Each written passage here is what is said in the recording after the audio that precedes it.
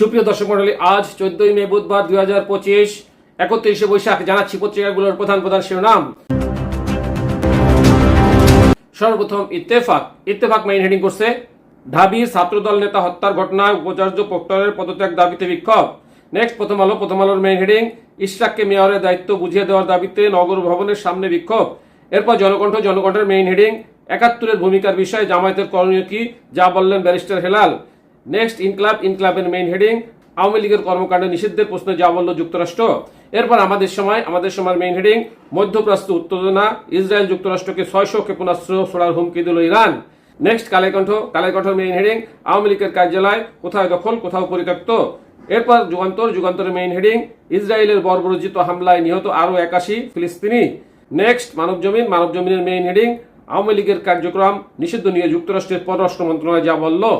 এরপর জায়দিনের main heading, বাংলাদেশে পাকিস্তান পন্থা বলে কিছু নেই, হেফাজত।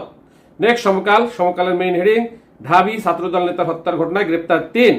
এরপর বিবিসি নিউজের মেইন হেডিং, গাজার হাসপাতালে ইসরায়েলি হামলায় 28 জন নিহত, আহত কয়েক ডজন।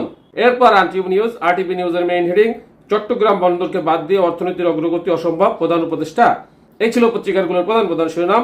চলে যাচ্ছি যে কোনো একটি সংবাদের বিশ্লেষণে। দর্শক মন্ডলী, আমরা সকলে ইতিমধ্যে অবগত, আদালতের রায়ের মাধ্যমে ঢাকা দক্ষিণ সিটি কর্পোরেশনের মেয়র হিসেবে ইশরাককে ঘোষণা করা হয়েছে, কিন্তু অদ্যাবধি উনি দায়িত্ব বুঝিয়ে পাননি, যার ফলশ্রুতিতে আজকে নগরভবনের সামনে বিক্ষোভ হয়েছে। এটা নিয়ে প্রথম আলো একটা প্রতিবেদন করেছে, চলুন। ইশরাককে মেয়রের দায়িত্ব বুঝিয়ে দেওয়ার দাবিতে ভবনের সামনে বিক্ষোভ। ঢাকা দক্ষিণ সিটি কর্পোরেশনের মেয়রের দায়িত্ব ইশরাক হোসেনকে বুঝিয়ে দেওয়ার দাবিতে বিক্ষোভ করছে হাজারো মানুষ। আজ বুধবার সকাল 9টার দিকে ডিএসসিসির প্রধান কার্যালয়ের সামনে অবস্থান নিয়ে বিক্ষোভকারীরা এই কর্মসূচি ঘোষণা করেন। একাধিক প্রত্যক্ষদর্শী প্রথম আলোকে বলেন, গুলিস্তান এলাকায় অবস্থিত নগর ভবনের সামনের সড়কে সকাল 9:30 থেকেই লোকজন আসতে শুরু করে। পরে তারা ইশরাক হোসেনকে ডিএসসিসির মেয়রের শপথ পড়িয়ে দায়িত্ব বুঝিয়ে দেওয়ার দাবিতে বিক্ষোভ শুরু করেন। এ দাবিতে তারা নানা স্লোগান দিচ্ছেন। বিএনপির বৈদেশিক বিষয়ক কমিটির সদস্য ইশরাক হোসেনকে ঢাকা দক্ষিণ সিটি কর্পোরেশনের মেয়র ঘোষণা করে গত 27 মার্চ রায় দেন ঢাকার প্রথম যুগ্ম জেলা জজ ও নির্বাচনী ট্রাইব্যুনাল। আদালতের রায়ের পরিপ্রেক্ষিতে ইশরাককে ঢাকা দক্ষিণ সিটি কর্পোরেশনের মেয়র ঘোষণা করে গত 27 এপ্রিল গেজেট প্রকাশ করে নির্বাচন কমিশন।